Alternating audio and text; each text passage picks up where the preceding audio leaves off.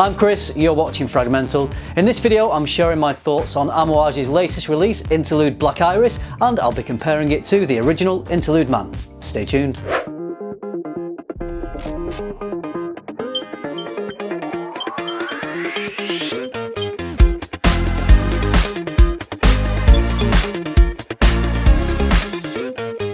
First off, I just need to let you know that Amouage sent me this fragrance for review, but as always, my opinions will be my own. Interlude Black Iris is the first flanker that Amouage have ever released. I believe Interlude is their best-selling fragrance, so the brand have decided to cash in on that. It's brand new for 2020. The nose behind this is the same as the original Interlude, which is Pierre Negrin. Let's take a closer look at the bottle and the nose. In the top, there's bergamot, rosemary and violet leaves. In the mid, orris absolute, amber, frankincense, labdanum, myrrh and vanilla. In the base, leather, agarwood smoke, patchouli, sandalwood and cedarwood.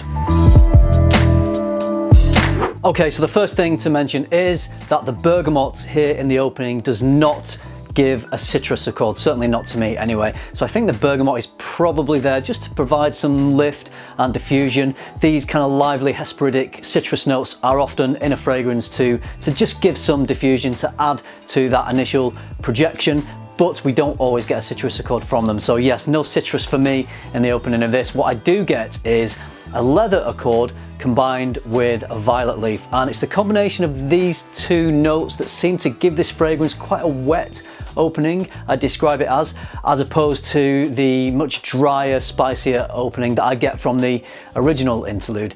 So quite quickly I find that the leather mingles into the mid with the orris root and the resins, and the orris root is actually the root of the iris flower, which is what is giving this fragrance its name. And black iris actually is a real form of iris. It's not just a conjured up name to make this fragrance sound cool or dark.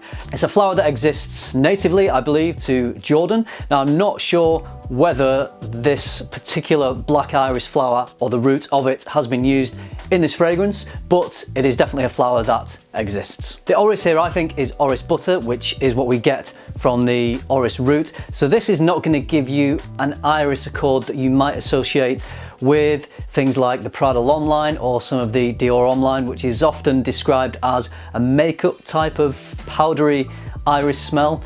I really enjoy that accord. I love it in the Dior Homme line and the Prada line, but that's not the type of iris we're getting here.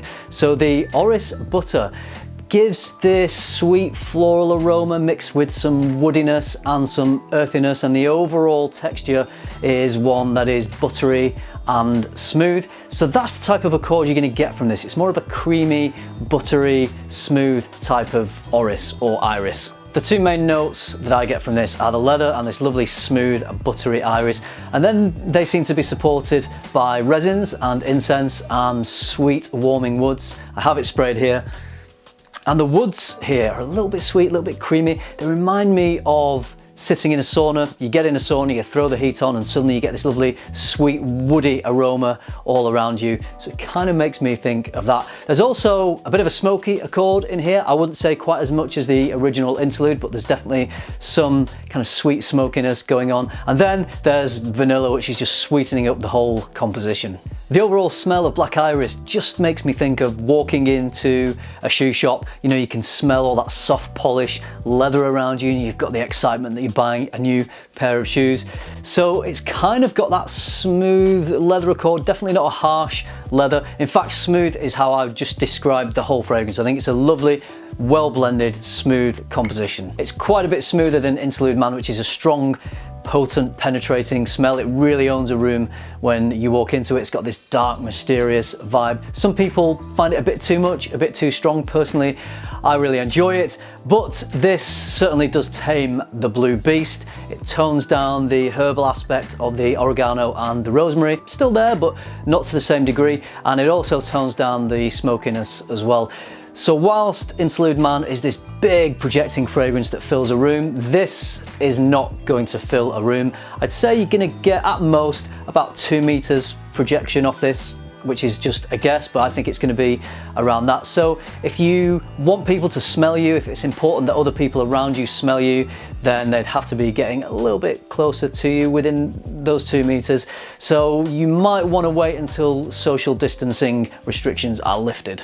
As much as I love Interlude, I really enjoy the added subtlety of this, and I think it's the perfect flanker because it just carries enough of that original Interlude DNA over, and then it adds its own twist and does things a little differently, adds that leather and the violet leaf. So the overall accord is quite different. It's definitely a different fragrance, although you can tell that it carries a lot of similarities of Interlude. So I would say that it's not redundant to own this if you already own Interlude Man. Let's do some FRAG-MENTAL. I think this is quite a masculine fragrance because of the leather note in here. I'm sure many women would enjoy this and carry it off, but to me, because of the leather, it does lean a little more masculine. I think in terms of occasions, this would work really well for me as a formal occasion scent, dressed up smart in a suit. I think it would work perfectly. And the time of year I think would be the colder months. I think autumn or winter. I think this could be a little too much in warmer temperatures, but you know, if you're in the summer and you're in an air-conditioned, controlled environment, then I think you could definitely wear this. But generally speaking, autumn and winter for this. The cost of this is going to set you back £260 for 100ml. You are investing and buying into luxury niche here, as you can tell from the presentation. Lovely box. You can actually sit it in the box and present it there if you like. The bottle is blue. It's got this blue tint to it, and the cap is kind of this gunmetal grey. I really enjoy it. I think it's just a overall really classy presentation. It is a magnetic cap, as per all the recent Amouage releases. Join the Scent Geeks every Monday as we podcast about all things fragrance. You'll find us anywhere you can usually find a podcast. Links are in the description below this video. See you there, geeks. Performance is excellent. You're going to get around 2 meters or so projection, so it is not going to project quite as much as the original Interlude, but some people may prefer it for that. Longevity is great. I'm getting around 10 hours from this. And one of the criteria that I use to judge how good a performance of a fragrance is how much I personally enjoy it, and that is based on whether I can smell it throughout the whole life of the fragrance. It's great if you're wearing a fragrance that you become maybe anosmic to and other people compliment you on it and smell it, but in an ideal world, I want to be smelling a fragrance myself throughout the whole life. And with this one, for the 10 hours or so I'm wearing it, I'm consistently getting nice wafts. It's not constant, it's not engulfing you, which might become a little bit too much, but just nice wafts drifting up now and then. So I would class the performance of Black Iris as excellent. Overall, I really love Black Iris. I think it is a really well crafted fragrance. It speaks class and sophistication. If you love the potency and the strength of the original Interlude, then you might not really vibe with the toned down aspect of this fragrance. However, if you found Interlude Man to be a little bit too much, a little bit too strong, then I would definitely recommend getting your nose on Black Iris, as it really is an excellent fragrance. Okay, so there are my thoughts on Interlude Black Iris. I'd love to hear your thoughts if you've smelled this, and how do you think it compares to the original? Do you like both, or do you prefer the original, or do you prefer this? However you feel about it, let's get a conversation going. Drop me some comments down below. It's also useful for everyone else watching this video to read those comments. So that's it. I hope you enjoyed the video. I hope you found it useful. Thank you very much for watching. Remember, keep tuning into FM, keep smelling good, and I'll see you in the next video.